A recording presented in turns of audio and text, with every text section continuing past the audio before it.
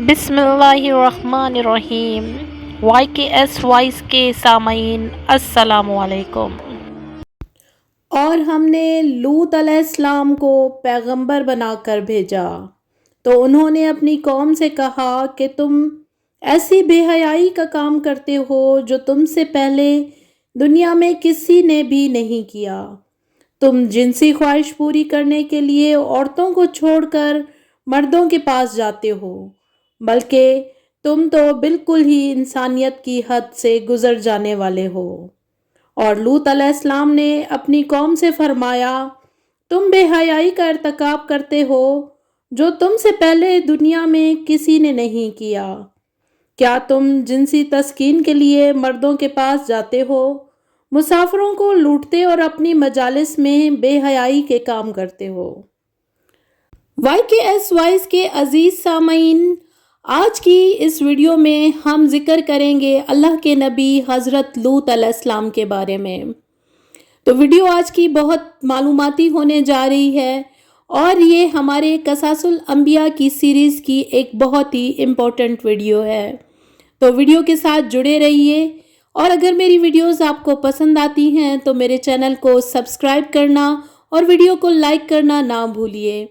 اگر ویڈیو آپ کو معلوماتی لگے تو اسے اپنے فرینڈ اور فیملی ممبرز کے ساتھ شیئر بھی کیجیے، اور گھنٹی کے آئیکن کو دبانا نہ بھولیے تاکہ میری ویڈیوز بر وقت آپ کو مل سکیں۔ لوط علیہ السلام ایک نبی کا نام ہے جن کا ذکر قرآن مجید میں اور بائبل کے عہد نامہ قدیم کی کتاب پیدائش میں آیا ہے۔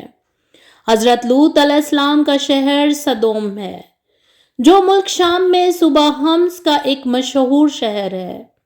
حضرت لوط علیہ السلام بن باران بن طارق یہ حضرت ابراہیم علیہ السلام کے بھتیجے ہیں۔ یہ لوگ عراق میں شہر بابل کے باشندے تھے۔ پھر حضرت ابراہیم علیہ السلام وہاں سے ہجرت کر کے فلسطین تشریف لے گئے، اور حضرت لوط علیہ السلام ملک شام کے ایک مشہور شہر اردن میں مقیم ہو گئے، اور اللہ تعالیٰ نے آپ کو نبوت عطا فرما کر سدوم والوں کی ہدایت کے لیے بھیج دیا۔ مدن صالح اور دمشق کے درمیان بحیرہ لوط جو سی سالٹ کہلاتا ہے، اس کے نزدیک آپ کی قوم آباد تھی۔ لوط علیہ السلام کی امت جن بستیوں میں رہتی تھی وہ بڑی شاداب اور سرسبز بستیاں تھیں۔ غیر بستیوں کے لوگ شادابی کے سبب قوم لوط کی بستیوں میں اکثر آ جایا کرتے تھے، جس کی وجہ سے قوم لوط کو طرح طرح کی تکالیف ہوتی تھی۔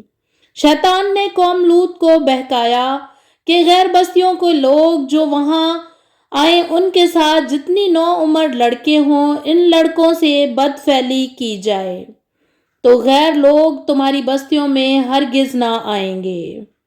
شیطان کے بہکاوے سے اور خوبصورت لڑکا بن کر ان کو ورغلانے سے انہوں نے ویسا ہی کیا، اور پھر ان میں وہ عادت جم گئی۔ حضرت لوط علیہ السلام نے ہر چند سمجھایا مگر انہوں نے نہ مانا۔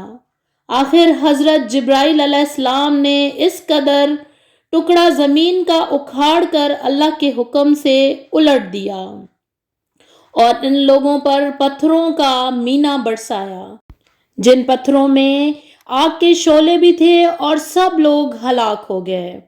حضرت لوط علیہ السلام حضرت ابراہیم علیہ السلام کے برادرزاد ہیں۔ ان کے والد کا نام باران تھا۔ حضرت لوط علیہ السلام کا بچپن حضرت ابراہیم علیہ السلام کے زیر سایہ گزرا۔ ان کی نشو نما حضرت ابراہیم علیہ السلام ہی کی آغوش تربیت کی رہیں، اس لیے وہ اور حضرت سارہ علیہ السلام ملت ابراہیمی کے پہلے مسلم اور سابقون اولون میں داخل ہیں۔ حضرت سارہ حضرت ابراہیم علیہ السلام کی بیوی ہیں اور ہجرتوں میں ہمیشہ آپ کے ساتھ رہی ہیں، اور جب حضرت ابراہیم علیہ السلام مصر میں تھے تو اس وقت بھی یہ ہم سفر تھے۔ تورات میں ہے کہ مصر کے قیام میں چونکہ دونوں کے پاس کافی ساز و سامان تھا اور مویشیوں کے بڑے بڑے ریوڑ تھے، اس لیے ان کے چرواہوں اور محافظوں کے درمیان بہت زیادہ کشمکش رہتی تھی۔ حضرت ابراہیم علیہ السلام کے چرواہے چاہتے تھے کہ اس چراگاہ اور سبزہ زار سے پہلے ہمارے ریوڑ فائدہ اٹھائیں۔ حضرت لوط علیہ السلام کے چرواہوں کی خواہش ہوتی کہ اول ہمارا حق سمجھا جائے۔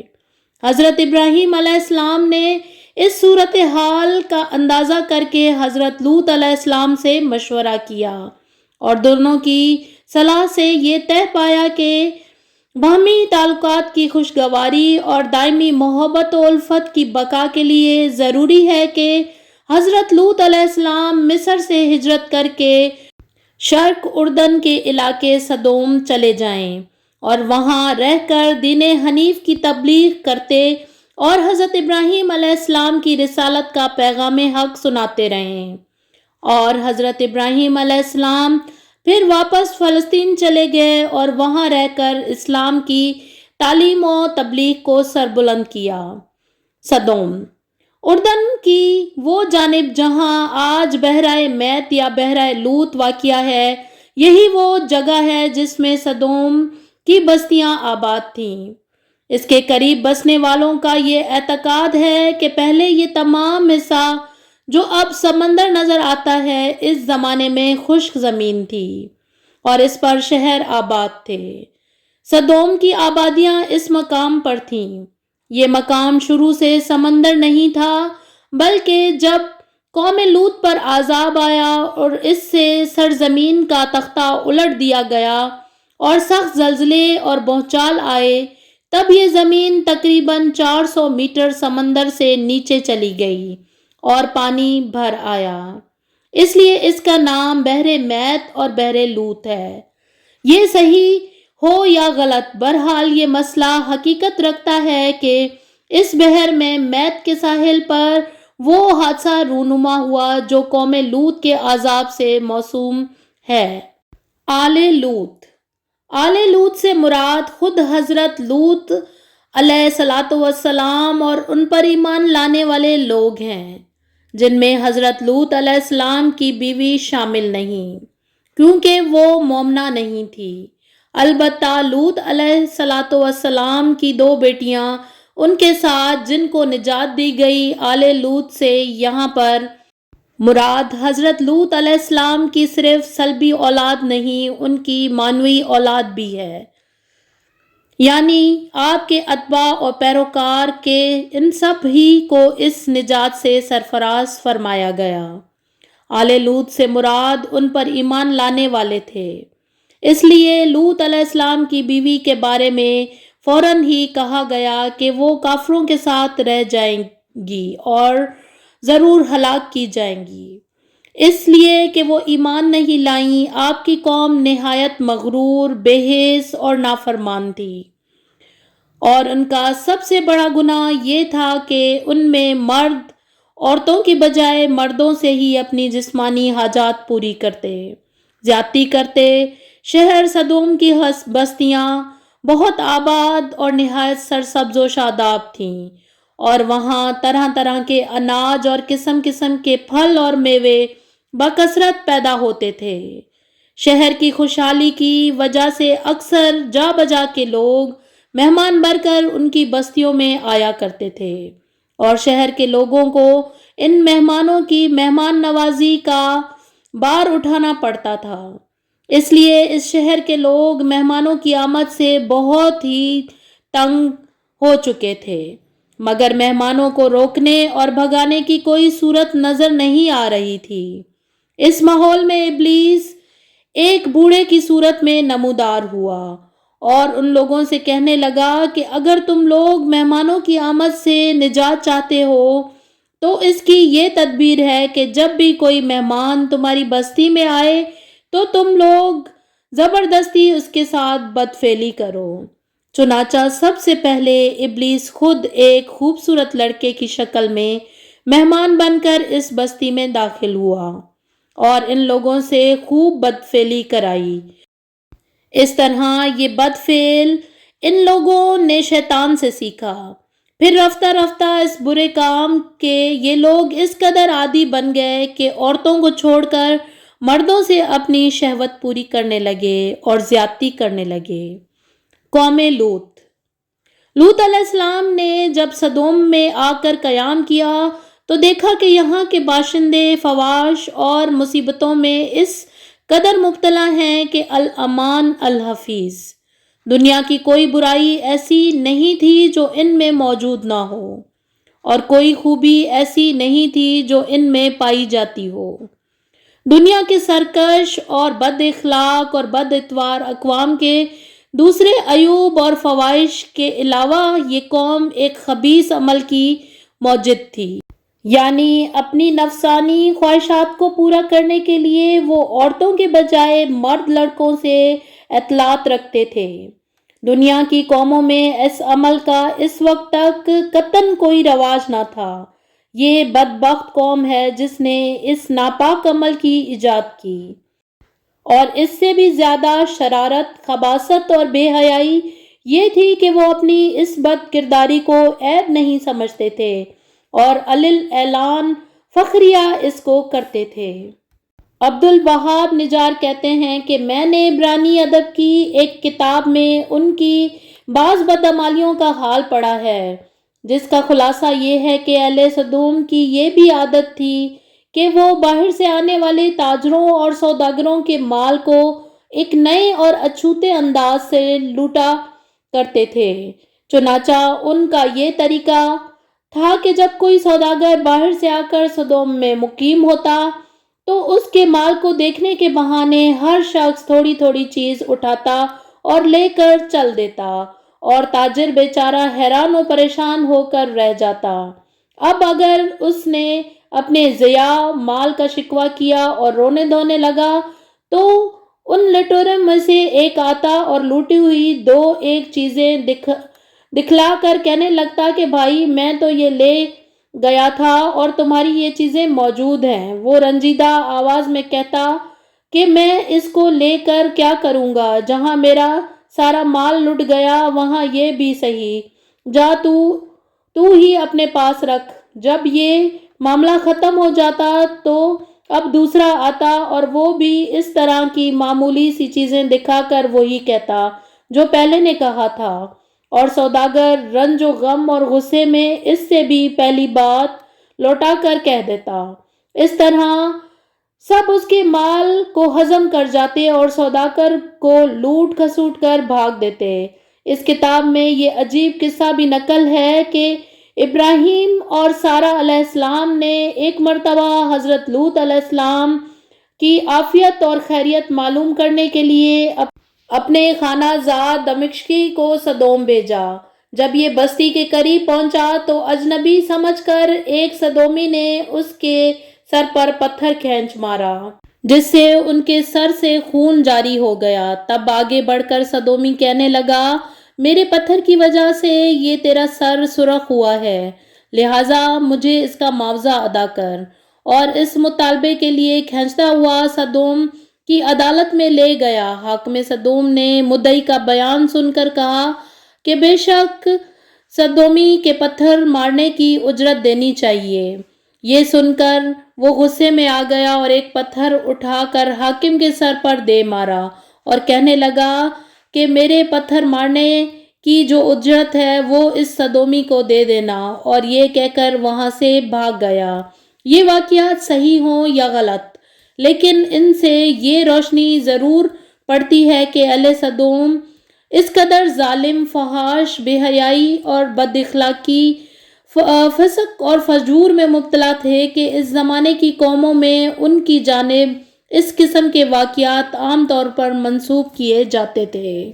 حضرت لوط علیہ السلام اور تبلیغ حق۔ ان حالات میں حضرت لوط علیہ السلام نے ان کو ان کی بے حیائیوں اور خباثتوں پر ملامت کی اور شرافت اور طہارت کی زندگی کی رغبت دلائی، اور حسن خطابت، لطافت اور نرمی کے ساتھ جو ممکن طریقے سمجھانے کے لیے ہو سکتے تھے ان کو سمجھایا، نصیحت اور گزشتہ اقوام کی بدعمالیوں کے نتائج اور ثمرات بتا کر عبرت دلائی، مگر ان بدبختوں پر قطعاً اثر نہ پڑا بلکہ اس کا الٹا ہی اثر ہوا۔ بے شک یہ پاک باز لوگ ہیں۔ قوم لوط کا یہ مزاحیہ فقرہ تھا، گویا حضرت لوط علیہ السلام اور ان کے خاندان پر طنز کرتے اور ان کا مذاق اڑاتے تھے کہ بڑے پاک باز ہیں، ان کا ہماری بستی میں کیا کام، اور غصے میں آ کر کہتے تھے کہ اگر ہم ناپاک اور بے حیا ہیں اور وہ بڑے پاک باز ہیں تو ان کو ہماری بستی سے کیا واسطہ، ان کو یہاں سے نکالو۔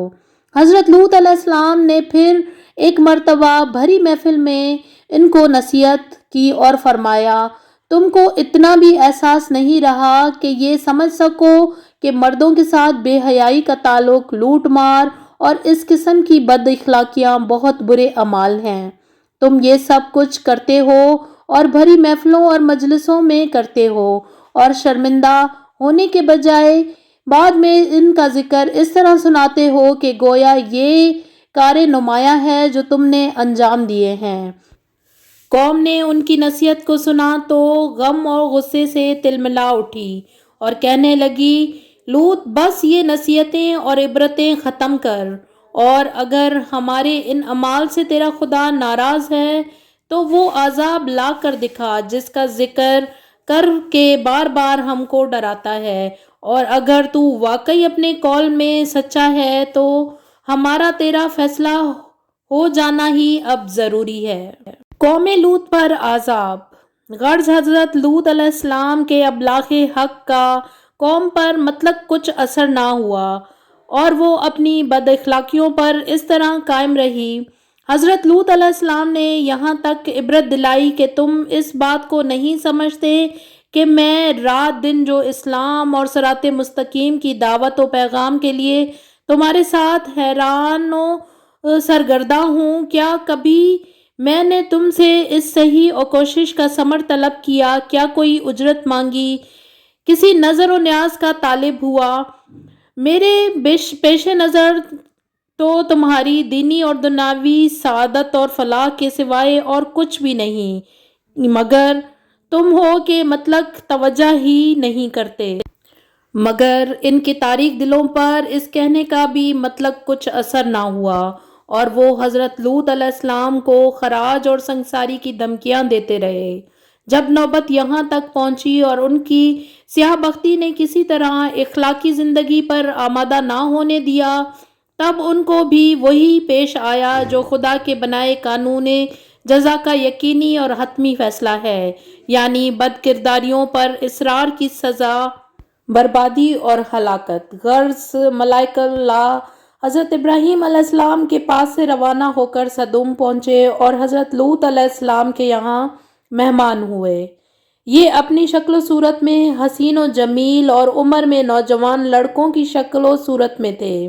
حضرت لوط علیہ السلام نے ان مہمانوں کو دیکھا تو گھبرا گئے اور ڈرے کہ بدبخت قوم میرے ان مہمانوں کے ساتھ کیا معاملہ کرے گی، کیونکہ ابھی تک ان کو یہ نہیں بتایا گیا تھا کہ یہ خدا کے پاک فرشتے ہیں۔ ابھی حضرت لوط علیہ السلام اسی حیض و بیض میں تھے کہ قوم کو خبر لگ گئی اور لوط علیہ السلام کے مکان پر چڑھ آئے اور مطالبہ کرنے لگے کہ تم ان کو ہمارے حوالے کرو۔ حضرت لوط علیہ السلام نے بہت سمجھایا اور کہا، کیا تم میں کوئی بھی سلیم فطرت انسان نہیں ہے کہ وہ انسانیت کو برتے اور حق کو سمجھے؟ تم کیوں اس لعنت میں گرفتار ہو اور خواہش نفس کے ایفا کے لیے فطری طریقہ عمل کو چھوڑ کر حلال طریقے سے عورتوں کو رفیق حیات بنانے کی جگہ اس ملعون بے حیائی کے در پر ہو؟ حضرت لوط علیہ السلام کی اس پریشانی کو دیکھ کر فرشتوں نے کہا، آپ ہماری ظاہری صورتوں کو دیکھ کر گھبرائیں نہیں، ہم ملائکے عذاب ہیں اور خدا کے قانون جزائے عمل کا فیصلہ ان کے حق میں اٹل ہے، اور وہ اب ان سے کے سر سے ٹلنے والا نہیں۔ آپ اور آپ کا خاندان عذاب سے محفوظ رہے گا، مگر آپ کی بیوی ان ہی بے حیائیوں کی رفاقت میں رہے گی اور آپ کا ساتھ نہ دے گی۔ آخر عذاب الہی کا وقت آ پہنچا، ابتدائے شب ہوئی اور تو ملائک کے اشارے پر حضرت لوط علیہ السلام اپنے خاندان سمیت دوسری جانب سے نکل کر سدوم سے رخصت ہو گئے، اور ان کی بیوی نے ان کی رفاقت سے انکار کر دیا اور راستے سے ہی لوٹ کر سدوم واپس آ گئی۔ آخر شب ہوئی تو اول ایک ہیبت ناک چیخ نے اہل سدوم کو تہہ و بالا کر دیا، اور پھر آبادی کا تختہ اوپر اٹھا کر الٹ دیا گیا، اور اوپر سے پتھروں کی بارش نے ان کا نام و نشان تک مٹا دیا، اور وہی ہوا جو گزشتہ اقوام کی نافرمانیوں اور سرکشی کا انجام ہو چکا ہے۔ حضرت لوط علیہ السلام حضرت ابراہیم علیہ السلام کے بھتیجے تھے۔ قوم لوط کی لاشیں۔ آپ کی قوم کے اجسام دریائے مردار یعنی دا ڈیڈ سی میں پائے گئے تھے۔